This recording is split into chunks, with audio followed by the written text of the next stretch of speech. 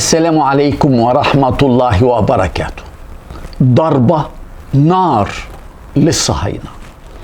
المقاومة في غزة عرفت تختار وتنشن. مقتل الجنرال الإسرائيلي كميل بارام، أحد قادة القوات البرية الصهيونية في عمليات اقتحام غزة. الجنرال الإسرائيلي صديق حميم وصديق شخصي لنتنياهو. ضربة هزت الجيش كله وبثت الرعب في اللي موجودين هناك.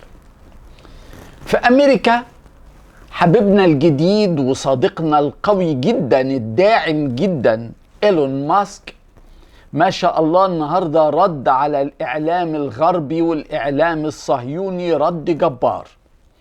إيلون ماسك صاحب تطبيق اكس تويتر اللي فاتح كل تطبيقاته للعرب وللمدافعين عن العدالة وعن الحق في غزة.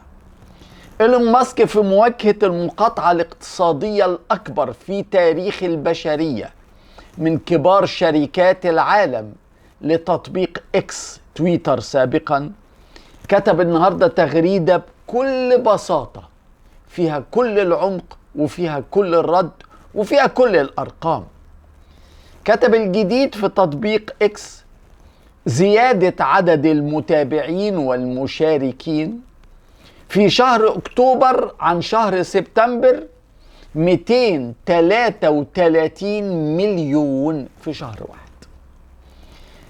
اللي دخلوا وتابعوا اكس في شهر سبتمبر اللي فات كانوا 8 مليار و200 مليون. في شهر أكتوبر 8 مليار و433 مليون، بزيادة 233 مليون. ما شاء الله. إيلون ماسك كتب: اكس بيتقدم ويتطور وينتشر ويتمدد بيكم انتم بالمشاركة العربية الجبارة، لكن الإعلام الصهيوني مش هيكشف ده للعالم أبدا أبدا أبدا. النهاردة أمريكا بتتهم الحوثيين بانتهاك القانون الدولي لأنها استولت على سفينة الشحن الإسرائيلية اللي ماشية في حدود اليمن، في البحر اليمني، في النطاق الإقليمي للمياه اليمنية. بتقول لك انتهكوا القانون الدولي. ده على اعتبار ان اللي إسرائيل بتعمله في غزة بقالها 45 يوم انتهاك لطريقة عمل البليلة. على فكرة اللي بيحصل من أمريكا النهاردة أفقدها تقريبا 90% من مصداقيتها كدولة في العالم كله. بنقدم خالص العزاء للبطل المناضل إسماعيل هنية بعد استشهاد حفيده جمال وبنته بنت الحفيد بنت جمال، بعد ما استشهدت حفيدة إسماعيل هنية هبة أو رؤى. تمن غالي أوي بيدفعوا أبطال فلسطين، ويطلع قذر لا يزيد عن كونه قذر بيشتغل إعلامي أجار الله العالم منه ومن أمثاله. أجار الله العالم منه. كان طالع كاتب إن هنية وقادة المقاومة قاعدين في فنادق هو وأسرهم وبياكلوا وبيشربوا. 3 من أسرة إسماعيل هنية شهداء، وأجار الله قاعد في القصر بتاعه بينعم وسط. يلا خلينا مش نكمل الكلام. خالص العزاء كمان لأسرة الصحافة اللبنانية. 2 من اللبنانيات الصحفيات شهداء النهاردة، ومعاهم مصور في قصف إسرائيلي على الحدود اللبنانية. الحقيقة الأبطال في غزة ما شاء الله من كل الأصناف ومن كل الألوان. من الأبطال اللي بينتظروا الشهادة، خدوا بالكم، اللي بينتظر الشهادة وهو عارف إن الشهادة جاية له، ده ثوابه عظيم عند ربنا. من الأبطال اللي بينتظروا الشهادة المهندسين بتوع الاتصالات. شركة بالتل المسؤولة عن الاتصالات في فلسطين أو في غزة مركزها الرئيسي في قلب غزة، وهي اللي شايلة شوية الاتصالات الخفيفة اللي انتوا شايفين بيها ومتابعين بيها اللي بيحصل في غزة. علشان المهندس بتاع الاتصالات يروح للشركة ويصلح، بيمشي في مدينة غزة وروحه على ايده، في اي ثانية رصاصة تخلص عليه، قصف يخلص عليه، ورايح جاي رايح جاي كل يوم، علشان انت في اي مكان في العالم تشوف اللي بيحصل في غزة. النهاردة كانت مباراة فلسطين واستراليا، في الدقيقة السابعة جمهور في الملعب عمل زلزال، بمعنى الزلزال، هتاف جبار في الدقيقة السابعة. وطبعا الناس عرفت ليه، لأن في 7 أكتوبر المقاومة زلزلت العالم. أبعد شوية عن غزة وأحذر وأقول اللي بيحصل في السودان مش سهل، واللي بيحصل في السودان هيضر. الكارثة المائية اللي مصر بتعاني منها من ساعة بناء سد النهضة بتزداد النهاردة عمقا وصعوبة بعد استيلاء قوات الدعم السريع الممولة كلكم عارفين من دولة عربية، استولت على خزان جبل الأولياء، الخزان اللي موجود على النيل الأبيض، واللي بيدي لمصر 15% من المياه اللي جاية من الجنوب. تخيلوا 15%، يعني لا قدر الله لو اتحاش هنشوف شح مائي عمره ما حصل في تاريخ مصر. يا ريت نتحرك بسرعة وقريب.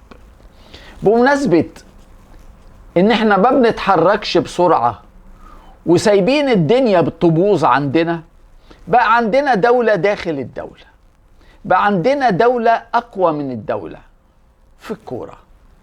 بيراميدز دولة جوه مصر، بيراميدز اقوى من مصر ومحدش قادر عليه، مع ان القانون المصري بيمنع ان اي نادي مصري يدي راتب للاعب مصري بعملة اجنبية.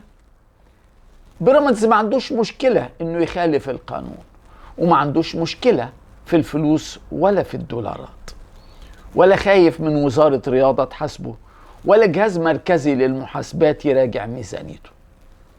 بيراميدز نادي شيطاني مزروع في أرض مصر، لكن فوق كل المصريين. وللأسف مفيش شخص في مصر قادر يوقف بيراميدز عند حده. مفيش شخص في مصر قادر يحاسب بيراميدز أو يفرض عليه القانون المصري. بيراميدز بيلعب في الدوري المصري، ومفيش واحد في مصر بما فيهم وزير الرياضة يعرف ميزانية بيراميدز على الإطلاق، وده مخالف لكل القوانين. ده المفروض ان اتحاد الكرة تبقى عنده ميزانية بيراميدز، مش وزارة الرياضة ولا الجهاز المركزي للمحاسبات، لا، اتحاد الكرة المفروض يبقى عنده ميزانية بيراميدز. النهارده بيراميدز جدد عقد الباك الشمال بتاعه محمد حمدي عشان يبقى اغلى لاعب كرة قدم في مصر، وعشان يبقى اللاعب الوحيد في مصر اللي راتبه بالدولار. تخيلوا، بعد ما محمد حمدي ابدى رغبته انه يروح النادي الاهلي، النهارده عملوا له عقد محدش يحلم بيه، 700,000 دولار في السنة. 700,000 دولار في السنة بسعر النهارده في السوق السوداء فوق من 35 مليون جنيه في السنة. لاعب كورة 35 مليون يعني اغلى لاعب في مصر. زيزو كنا بنقول 30 مليون، واو لا خلاص، محمد حمدي عداه ورفع الرصيد بتاعه للرقم المذهل ده. محمد حمدي عقده 3 سنين، وهيقبض ال6 شهور اللي جايين من يناير بالدولار 350,000 دولار. نروح للكرة النظيفة والنظام المحترم. أوفا مهاجم وهداف نادي إنبي في الدوري بيتمنى وبينتظر النادي الأهلي، مع إن مسؤولي الزمالك هم اللي بدأوا وفتحوا اتصالات مباشرة مع الزملكاوي أيمن الشريعي رئيس نادي إنبي عشان يشتروا المهاجم أحمد أمين أوفا في يناير المقبل، بعد ما نادي الزمالك يخلص مشاكله في الفيفا ويدفع ديونه ويفتح باب القيد. انتوا عارفين الزمالك اشترى لاعب إنبي مصطفى شلبي اللي كان نفسه يروح الأهلي، ولكن الشريعي وداه غصب عنه إلى الزمالك. الشريعي رحب جدا بعرض الزمالك وحدد 25 مليون جنيه للبيع و20% عند إعادة البيع وعدد من المميزات التانية اللي وافق عليها الزمالك كلها. لكن الزمالك والشريعي عندهم مشكلة كبيرة قوي قوي قوي قوي، مش قادرين يقنعوا أوفا انه يروح الزمالك. أوفا عنده رغبة عارمة انه يروح النادي الأهلي، عنده رغبة عارمة انه يلعب بالفانيلا الحمراء، خصوصا انه هو شايف ان في حالة من عدم التوفيق للفرنسي موديست المحترف الجديد وكمان صلاح محسن اللي راجع للنادي الأهلي. يعني مركز راس الحربة في النادي الأهلي متاح وفي فرصة كبيرة انه يلاقي مكان ليه. أوفا قال لزمايله وبلغ الشريعي بنفسه انه هينتظر لغاية نهاية يناير. شوف احنا لسه في نوفمبر، قال لهم انا مش هعمل اي حاجة لغاية اخر يناير، هستنى الاهلي على امل ان الاهلي يطلبني وان ادارته تنجح في تنفيذ شروط انبي. الاهلي بعد ما كولر حدد طلباته من ضمنها مهاجم وجناح، الامر بقى عند شركة الكورة وعند عدلي القيعي مهندس الصفقات في اخر 40-50 سنة في النادي الاهلي. القيعي حاطط أوفا في اعتباره، لكن النادي الاهلي كنادي محترم يعرف القوانين ويلتزم بيها، مش من حقه التفاوض مع أوفا ولا الكلام مع أوفا لان ليه عقد مع نادي انبي. النادي الاهلي يقدر يتكلم فقط مع ادارة نادي انبي. القيعي في الوقت المناسب هيتكلم مع الشريعي لو الامر استقر ان الاهلي يضم أوفا. عرض الاهلي لشراء أوفا هيبقى اكبر من عرض الزمالك واقوى من عرض الزمالك. عارفين ليه؟ لان القيعي حاطط فيه اعارة نجم من نجوم النادي الاهلي، نادي انبي يتمناه ونادي انبي يدفع فيه اكتر من اللي الاهلي ممكن يدفعه في أوفا. في النهاية اللي بيعمله القيعي يؤكد لنا كلنا ان أوفا غالبا في الاهلي. رسميا الاهلي خد موافقة الاتحاد الدولي لكرة القدم الفيفا على تأخير سفره الى السعودية ليكون 4 ايام فقط قبل مباراته في الدور ربع النهائي في كأس أندية العالم في جدة.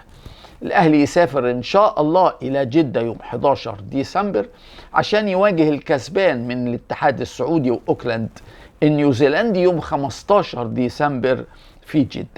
الاهلي عنده ماتش يوم 9 ديسمبر في القاهرة ضد شبيبة بلوزداد الجزائري في دوري الابطال. النهارده مارسيل كولر المدير الفني السويسري الاهلي قاد تدريب قوي جدا في النادي الاهلي، وبكره ان شاء الله التدريب الاهم، لان بكره هيرجع كل اللاعبين الدوليين سواء الدوليين مع منتخب مصر او الدوليين مع جنوب افريقيا ومالي للتدريب باذن الله. الاهلي عنده مباراته القريبه يوم السبت الساعه 9 مساء في ملعب السلام ضد مدياما الغاني في افتتاح مباريات مجموعته في دوري الابطال. نادي الاهلي عنده مباراة في منتهى القوة النهاردة ان شاء الله لكرة السلة ضد الاتحاد الساعة 8 في برج العرب. مرتبط النادي الاهلي او شباب النادي الاهلي عطى دفعة كبيرة للفريق الاول وكسبوا الاتحاد النهاردة في اسكندرية بفارق 21 نقطة 79-56 بقيادة محمد طارق خيري. وشباب الاهلي اكد ان هو جاهز انه يساعد فريقه كده. لو شباب الاهلي كسب ماتشين يبقى الكبار محتاجين ماتش واحد مع الاتحاد باي نتيجة عشان يتأهلوا للنهائي. النهاردة الامارات جوائز جلوب سكر العالمية السنوية حطت الاهلي في اكتر من مكان في سباق الجوائز.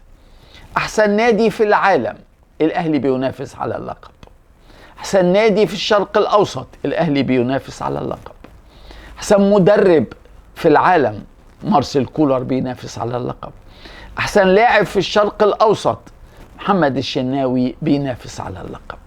ما شاء الله. بوجه من هنا نداء لجمهور الاهلي، ادخل على موقع جلوب سكر واختار النادي الاهلي كاحسن نادي في العالم واحسن نادي في الشرق الاوسط. احنا عندنا منافسة قوية جدا من ناديي الهلال السعودي والاتحاد السعودي. الجمهور داخل رغم وجود ريال مدريد، برشلونة، بايرن ميونخ، أرسنال، مانشستر سيتي، انتر ميلان، باريس سان جيرمان، لكن المنافسة حتى الآن بين الأهلي والهلال والاتحاد السعودي. منافسة كمان على استفتاء نادي في الشرق الأوسط. أحسن نادي الأهلي متصدر، لكن برضه كالعادة الهلال والاتحاد السعودي موجودين. أحسن لاعب في الشرق الأوسط سبحان الله، رغم أن كريستيانو رونالدو موجود وكريم بنزيما موجود، محمد الشناوي وسالم الدوسري السعودي بيتنافسوا على المركز الأول، ومحمد الشناوي عنده هامش كويس. لكن عايزكم تفتكروا ان السنة اللي فاتت الاهلي كان متقدم على ريال مدريد كأحسن نادي في العالم بفارق اكتر من 20%، وفي اخر لحظات المسؤولين عن الاستفتاء قلبوا النتيجة بطريقة غير عادلة وعطوا ريال مدريد الجائزة. قبل وقت قصير منتخب مصر للشباب مع مدربه وائل رياض اتعادل في تونس مع منتخب المغرب 2-2 في ختام مبارياته في دورة شمال افريقيا. منتخب المغرب كان متقدم 2-0 لغاية الدقيقة 85، عبد الرحمن خالد سجل هدفين لمصر في نهاية اللقاء. كده منتخب مصر بعد 4 مباريات انهى بفوزين وتعادل وهزيمة. فاز على ليبيا 1-0 وعلى الجزائر 3-0، وتعادل النهاردة مع المغرب 2-2، وخسر من تونس 4-2. في تصفيات كأس العالم منتخب بوركينا فاسو فاز خارج ملعبه في المغرب على إثيوبيا صاحبة الملعب 3-0. منتخب بوركينا فاسو كده رفع رصيده ل4 نقاط وزائد 3 أهداف في المركز الثاني خلف منتخب مصر اللي عنده 6 نقط. غينيا بيساو برضو 4 نقاط ولكن عندها فارق هدف واحد فقط. الجول الأولاني لبوركينا فاسو النهارده في إثيوبيا اللي جابه بلاتي توري لاعب نادي بيراميدز. الكاف حدد عدد اللاعبين اللي يسمح لكل اتحاد بقيدهم في افريقيا اللي جايه اللي هتبدا يوم 13 يناير في ساحل العاج. 27 لاعب، منهم 4 الاتحاد المصري يأيدهم ولكن يدفع كل نفقاتهم، وساحل العاج تغطي نفقات 23 لاعب فقط.